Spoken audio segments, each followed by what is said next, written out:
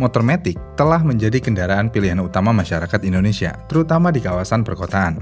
Karena mau bagaimanapun, kenyamanan, kepraktisan, dan desain yang terus berkembang membuat motor matic menjadi solusi mobilitas yang sangat diminati oleh kebanyakan orang. Tapi, semakin kesini, motor matic sepertinya sudah beralih fungsi. Yang tadinya motor yang sederhana saat ini sudah banyak dimacem-macemin. Misalnya, Yamaha dengan turbonya.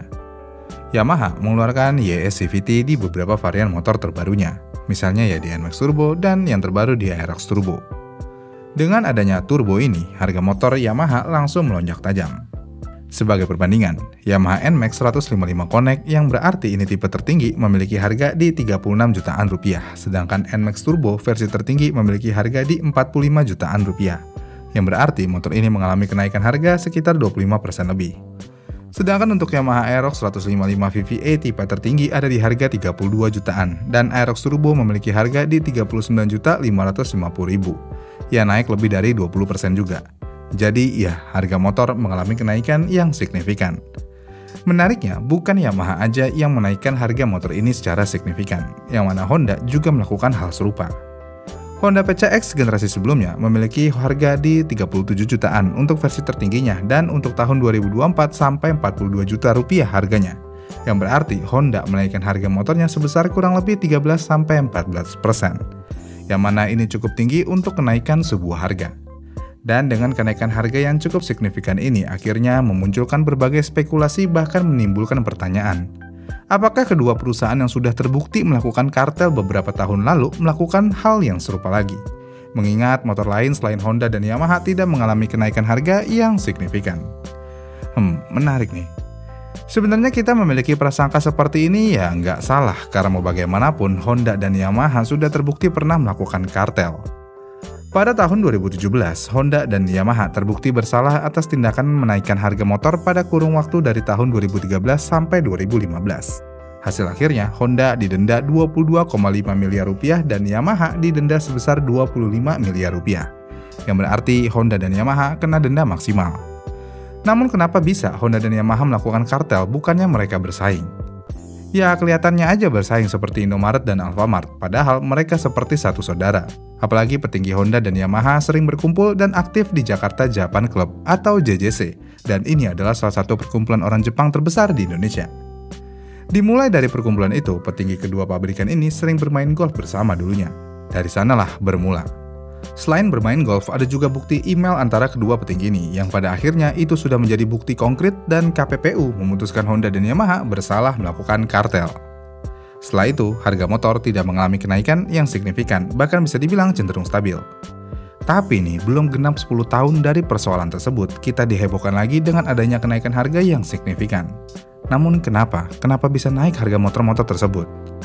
Oke, kita paham biaya produksi memang naik, karena dikabarkan biaya bahan baku seperti logam, plastik, dan komponen elektronik mengalami kenaikan signifikan dalam beberapa tahun terakhir. Dan hal ini disebabkan oleh gangguan rantai pasok global terutama sejak pandemi COVID-19. Selain itu, fluktuasi nilai tukar mata uang asing juga turut mempengaruhi biaya impor komponen yang tidak diproduksi secara lokal. Ya emang sih, rupiah kita terus melemah, misalnya di tahun 2023 dolar ke rupiah sekitar 15.000, sedangkan saat ini sudah di 16.500. Ya lemah banget rupiah kita, sangat menyedihkan memang. Namun seharusnya kenaikan biaya produksi ini tidak selalu sebanding dengan lonjakan harga jual di pasar. Karena mau bagaimanapun seharusnya bisa ditekan juga ke biaya lainnya agar harganya bisa stabil. Honda Beat aja bisa kok harganya stabil, Scoopia terbaru ya juga bisa harganya stabil. Dengan hal-hal yang janggal ini, akhirnya banyak yang mempertanyakan apakah kenaikan harga sebesar itu benar-benar mencerminkan kenaikan biaya produksi, ataukah ada faktor lain yang bermain di balik layar. Mungkin faktor lain juga berperan penting, yang mana Honda dan Yamaha sepertinya ingin memposisikan motor matic mereka ke kelas yang benar-benar premium tidak berdasarkan cc. Namun, langkah ini ya bisa aja menjadi pedang bermata dua. Di satu sisi, strategi ini dapat meningkatkan citra merek sebagai produsen kendaraan premium. Di sisi lain, kenaikan harga yang terlalu tinggi juga dapat mengurangi daya tarik produk di mata konsumen, terutama mereka yang sensitif terhadap harga. Lalu apa? Jika kita tidak percaya dengan kenaikan biaya produksi, lalu apa yang menyebabkan hal ini bisa terjadi? Apakah mereka melakukan praktek kartel lagi? Jika dilihat ketika dua pemain besar di industri otomotif seperti Yamaha dan Honda secara bersamaan menaikkan harga produk mereka, wajar jika kita muncul kecurigaan tentang adanya praktek kartel. Buat yang belum tahu, apa itu kartel? Kartel adalah kesepakatan ilegal antara pelaku usaha untuk mengatur harga, membatasi produksi, atau membagi wilayah pasar demi keuntungan bersama. Dan praktek ini tentu aja merugikan konsumen karena menghilangkan persaingan sehat yang seharusnya menekan harga. Jika dilihat dari pasar motor Indonesia sendiri, sebenarnya emang cuma Honda dan Yamaha yang memiliki motor maxi premium seperti Yamaha NMAX dan PCX. Jadi ya mereka jika menaikkan harga tidak ada perbandingan lain untuk membandingkannya. Sekali lagi, ini adalah salah satu cara untuk mempermudah tindakan kartel. Tapi apakah benar-benar mereka melakukan kartel? Sebentar, sebelum kita merujuk ke sana, kita lihat apa aja yang berbeda dari motor generasi sebelumnya ke generasi terbarunya. Kita lihat di Yamaha NMAX Turbo. Yamaha NMAX Turbo memiliki harga sampai 45 juta, tentu aja karena adanya YS-CVT. Saya selalu bilang turbo di Yamaha adalah gimmick. Ya, turbo adalah gimmick. Gimmicknya namanya, bukan fiturnya. Karena fiturnya, Yamaha benar-benar melakukannya dengan melakukan upgrade besar-besaran di sektor CVT-nya. Jika CVT normal, tidak ada perangkat elektronik sama sekali. Di YS-CVT, perangkat elektronik berperan penting di sini. Yang mana YS-CVT mengintegrasikan sensor dan kontrol elektronik untuk memberikan pengaturan lebih presisi pada puli dan belt.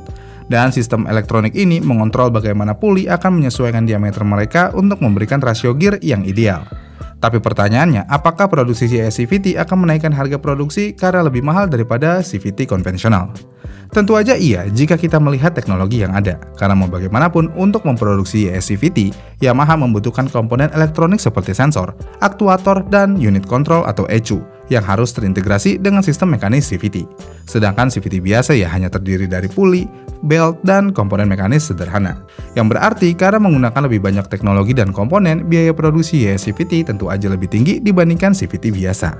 Terlebih lagi jika kita lihat speedometer yang ada di NMAX Turbo nih. Dari yang begini menjadi yang begini.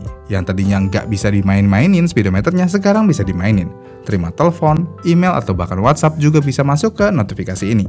Jadi ya, ada perubahan yang signifikan di sini.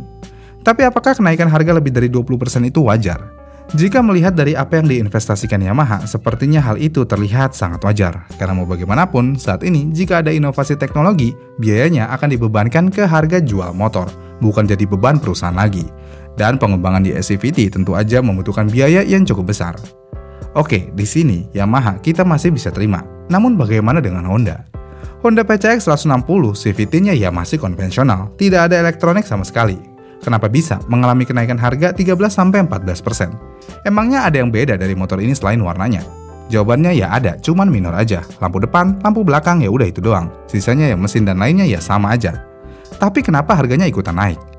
Menurut artikel yang ada, kenapa harganya bisa ikutan naik padahal nggak ada perubahan yang signifikan? Tentu aja karena pajak yang akan berlaku di tahun 2025 nanti. Ya, PPN akan naik dari 11% ke 12%. Mantap. Tapi kan cuma naik 1%, kenapa harus motornya dinaikkan menjadi sekitar 13% harganya? Di sini yang nggak tahu. Walaupun memang kenaikan harga di awal tahun itu adalah hal yang biasa dan wajar-wajar aja, tapi biasanya kenaikan harganya cuma sedikit-sedikit aja, nggak yang langsung lebih dari 10%. Jadi ya kenaikan harga Yamaha yang signifikan sebenarnya ada alasannya, tapi Honda yang masih dipertanyakan.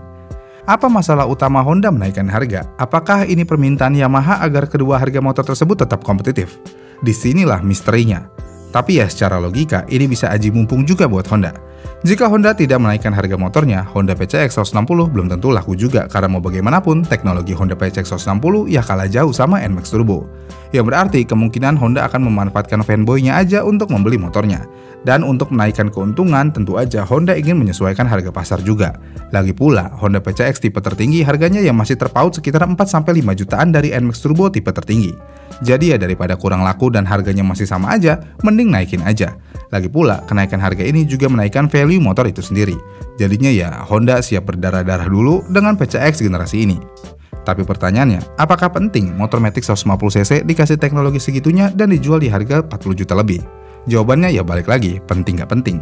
Gak penting jika kalian menggunakan motor ini untuk harian, karena ya motor Matic ya begitu aja performanya. Tapi hal ini menjadi penting jika kalian menggunakan motor tersebut untuk hobi. Tapi sayangnya, hal ini membawa dampak yang cukup ngeselin buat konsumen. Karena hidup lagi susah-susahnya, harga motor naik. Jadinya ya motor Matic Premium ini jadi kelas motor yang sangat segmented banget. Dan ya untuk saat ini jika kalian tidak terlalu mementingkan teknologi dan desain yang gimana-gimana karena ini adalah motor Matic, sebenarnya pasar motor bekas lebih menjanjikan daripada pasar motor baru saat ini. Karena ya harga pasar motor baru benar-benar udah di luar nalar. Bayangin aja kita harus membeli motor matic 150cc di harga 40 jutaan. Sedangkan di uang segitu kalian bisa mendapatkan motor second hand 250cc, mau itu matic ataupun yang fairing. Iya kan? Jadi kesimpulannya, kita semua harus fair. Alasan Yamaha sebenarnya cukup kuat untuk membantah kalau mereka melakukan kartel karena mereka memberikan inovasi yang cukup masif di sektor teknologi. Tapi sayangnya, teknologi yang tidak terlalu penting ini membawa kita ke era motor matic 150cc dengan harga yang sangat mahal dengan pertumbuhan ekonomi yang hanya 5%, harga emas yang semakin mahal, dan nilai tukar dolar yang semakin lemah. Bangkitlah ekonomi Indonesiaku agar bisa menyaingi pertumbuhan harga motor matic 150cc yang semakin menggila. Gimana nih menurut kalian? Komen di kolom komentar di bawah ya, dan sampai jumpa di video selanjutnya.